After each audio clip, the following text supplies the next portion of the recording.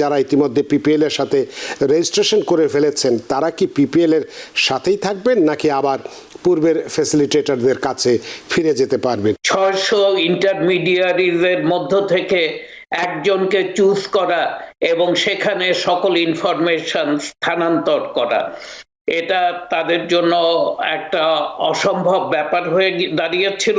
যে সকল সিডিপ্যাপ গ্রহীতা ইন হোম সার্ভিস রিসিভ করছে এবং ডিসএবিলিটিতে ভুগছে তাদের জন্য এটা খুব ডিফিকাল্ট হয়ে গেছে। যেটা বন্ধ হয়ে যাওয়ার কথা ছিল সেটা আর আপাতত বন্ধ হচ্ছে না।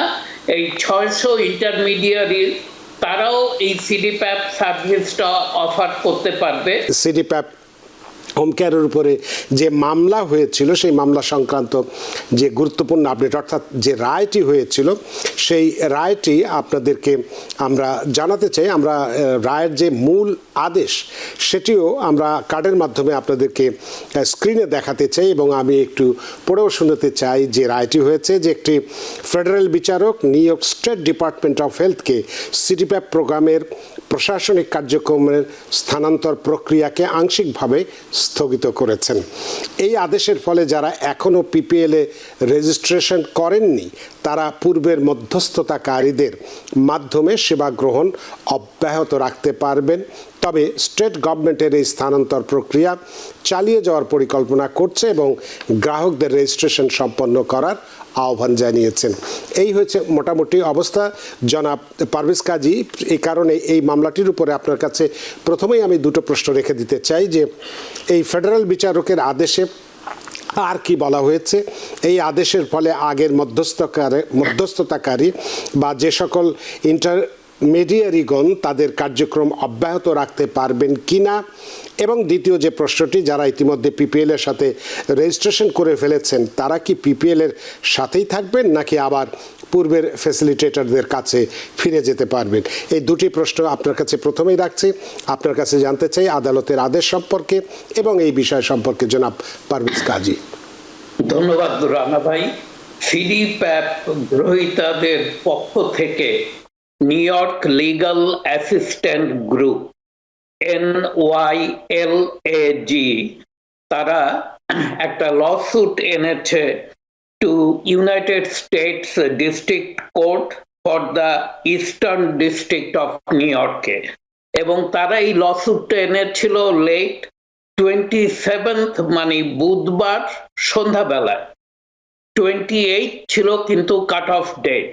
তো ওরা তড়িঘড়ি করে এই লসুটটা এনেছে এবং ওদের 4টা আর্গুমেন্ট ছিল এই লসুটের পিছনে। প্রথম আর্গুমেন্টটা হচ্ছে ওরা বলে যে যে সকল সিডিপ্যাপ গ্রহীতা ইন হোম সার্ভিস রিসিভ করছে এবং ডিসএবিলিটিতে ভুগছে তাদের জন্য এটা খুব ডিফিকাল্ট হয়ে গেছে টু টার্ন ইনটু 600 ইন্টারমিডিয়ারিজের মধ্য থেকে একজনকে চুজ করা এবং সেখানে সকল ইনফরমেশন স্থানান্তর করা, এটা তাদের জন্য একটা অসম্ভব ব্যাপার হয়ে দাঁড়িয়েছিল। সেটা একটা গ্রাউন্ড। নাম্বার 2 ওদের গ্রাউন্ড ছিল যে এটা 14 অ্যামেন্ডমেন্টসকে ভায়োলেট করে। এই সিডিপ্যাপের 600 ইন্টারমিডিয়ারি থেকে একটা ইন্টারমিডিয়ারির কাছে যাবে এবং যাওয়ার জন্য যেই হ্রাস করা হয়েছে সেটাকে ওরা বলছে যে ভাইটাল হেলথ সার্ভিসেস গুলোকে ডিসরাপ্ট করবে এবং হার্ম করবে।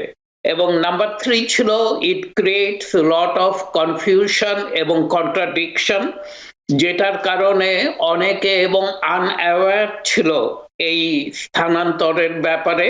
এনাফ টাইম দেওয়া হয় নাই এবং ফেয়ার হিয়ারিং এর সুযোগও দেওয়া হয় নাই। সেই কারণে ওরা এটাকে মানে এই ট্রানজিশনটাকে ইনজাংশন জারির জন্য মহামান্য আদালতের কাছে আপিল করেছিল। 4টা রিজন দেখানো হয়েছিল এবং বেসড অন দ্যাট গত মঙ্গলবার eastern District of United States District court এটাকে ইনজাংশন জারি করে সাময়িকভাবে বলা হয়েছে যে 4th এপ্রিল আলটিমেটলি এটার হিয়ারিংটা শোনা হবে। 4 এপ্রিল মানে শুক্রবার দিন সকাল 11টায় সময় ধার্য করা হয়েছে, কিন্তু সেই পর্যন্ত 28 তারিখ যে কাট অফ ডেট ছিল সেটা বর্ধিত হয়ে গেল এবং সিডিপ্যাপ না, ওটা তো 28 তারিখ না, ওটা তো পরবর্তীতে 25 এপ্রিল পর্যন্ত এমনিতেই বাড়িয়েছিল। না, এখন এটা 4 এপ্রিল পর্যন্ত এটাকে আরেকটা হিয়ারিং দেয়া হয়েছে এবং both the parties will come. এটা তো টেম্পোরারি একটা ইনজাংশন দেয়া হয়েছে এবং বলা হয়েছে ওই দিন বোথ পার্টিজ উইল কাম এবং তারা জাজের সামনে তাদের আর্গুমেন্ট প্লেস করবে। তো যেটা বন্ধ হয়ে যাওয়ার কথা ছিল সেটা আর আপাতত বন্ধ হচ্ছে না। এই 600 ইন্টারমিডিয়ারি তারাও এই সিডিপ্যাপ সার্ভিসটা অফার করতে পারবে, কিন্তু এর মধ্যে যারা পিপিএল সিঙ্গেল ইন্টারমিডিয়ারি পিপিএল এর সাথে রেজিস্ট্রেশন সম্পন্ন করেছে তারা পিপিএল থেকে এই সার্ভিসটা পাবেন। তাদেরকে আবার পুরাতন যেই ইন্টারমিডিয়ারিজ ছিল তাদের কাছে ফেরত যেতে হবে না। কিন্তু যারা এখনো পিপিএল এর সাথে কন্ট্যাক্ট করে উঠতে পারে নাই তারা কিছুটা সময় পেল। আর শুক্রবার দিন 11টার সময় হিয়ারিং হওয়ার পর জাজ যেই সিদ্ধান্তটা দিবে টিভিএন এর মাধ্যমে আমরা দর্শক শ্রোতাদের জানিয়ে দিব কি আপডেটস আসলো। তো সেক্ষেত্রে এখানে আদেশে বলা হয়েছে যে এই প্রক্রিয়াকে আংশিকভাবে স্থগিত করেছেন। আংশিক কথাটা কেন, মানে তাহলে কতটুকু আছে আর কতটুকু? কথাটা বোধহয় সাময়িকভাবে, যেহেতু এখন থেকে শুধুমাত্র এটা ওই পিপিএল এ সবাইকে যারা সিডিপ্যাপ গ্রহীতা তাদেরকে এনলিস্টেড অথবা রেজিস্টার্ড হতে হবে পিপিএল এর সাথে, সেটা সাময়িকভাবে বন্ধ থাকলো। তার মানে তারা যে যেখানে আছে সেখান থেকে সিডিপ্যাপ সার্ভিসটা সাময়িকভাবে নিতে পারবে, কিন্তু এটা চূড়ান্ত সিদ্ধান্ত না হওয়া পর্যন্ত যে যেভাবে আছে তারা এই সিডিপ্যাপ সার্ভিসটা পেতে থাকবেন। তার মানে আদালতের ভাষায় যেটাকে স্ট্যাটাস কো বলে, সেই স্ট্যাটাস কো দেওয়া হয়েছে। এটার উপরে যে যে ওখানে আছো, যে অবস্থায় আছো সেই অবস্থার মধ্যে দিয়েই কার্যক্রম পরিচালিত হবে। তাতে করে 600 বা 700 যে আরও ফ্যাসিলিটেটর আছে তারাও এখন এদের কাছে রাখতে পারবে ফার্দার আনটিল ওই 4 এপ্রিল যেটা আপনি বললেন শুক্রবারের চূড়ান্ত শুনানি বা চূড়ান্ত আদেশ না আসা পর্যন্ত। জি। তো সুপ্রিয় দর্শক নিশ্চয়ই বুঝতে পেরেছেন যে যে দুটো প্রশ্ন আমরা রেখেছিলাম সেখানে কি কি আদেশ আছে তারা এবং মধ্যস্থতাকারী যারা আছে তারাও এখন সেটা করতে পারবেন।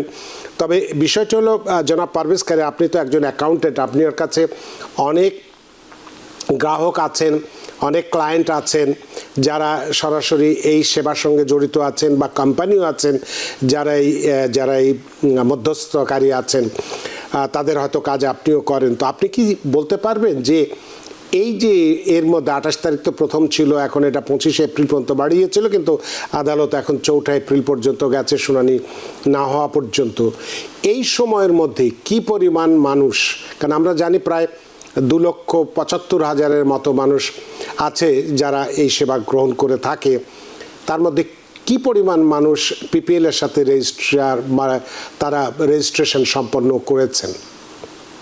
আমার কাছে এটা তো পরিসংখ্যান ছাড়া বলা অসম্ভব, তবে আমার কাছে যেটুকু মনে হয় যে 60%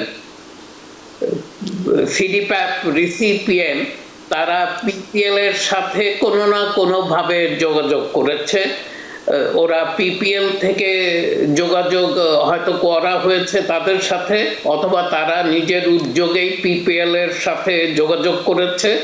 এবং এখানে একটা কথা হচ্ছে অনেকেই ফোন করে, অনেকের কাছে মানে কম্পিউটার নাই, ইন্টারনেট নাই, অথবা অনেকে অত পারদর্শী নয় কম্পিউটার, অথবা ওর জন্য ওরা অ্যাপসে গিয়ে অনলাইনে গিয়ে এনলিস্টেড অথবা রেজিস্ট্রেশন কমপ্লিট করতে পারে নাই, কিন্তু যারা চেষ্টা করছিল ফোনে, অনেকেই বলছিল যে ফোনে ওদের সাথে যোগাযোগ করা অসম্ভব হয়ে দাঁড়াচ্ছে, এবং অনেকে যখন যোগাযোগ করছে দেখছে যে পিপিএল এর কাছে ওদের ভুল ইনফরমেশন, মানে কিছু প্রিভিয়াস ইনফরমেশন চলে গেছে যেটা কারেন্ট নয়, ব্যাকডেটেড ইনফরমেশন, এবং সেটাকে কারেক্ট করাও সম্ভব হচ্ছে না। এই ধরনের কিছু সমস্যার কথা কিছু ক্লায়েন্ট আমাদেরকে বলেছে, তবে অনেকেই এখনো যোগাযোগ করে সম্পূর্ণ করে উঠতে পারে নাই। সেই কারণেও ওরা চাচ্ছিল যে সময়টা আর একটু বর্ধিত করা হোক, এবং আমার মনে হয় সেটা হয়তো new York state department of health বুঝতে পেরেছে, যেই কারণেই সময়টাকে ওরা বাড়িয়ে দিয়েছে। নিউ ইয়র্ক থেকে সম্প্রচারিত TVN 24 টেলিভিশন বিশ্বজুড়ে বাঙালির কণ্ঠস্বর।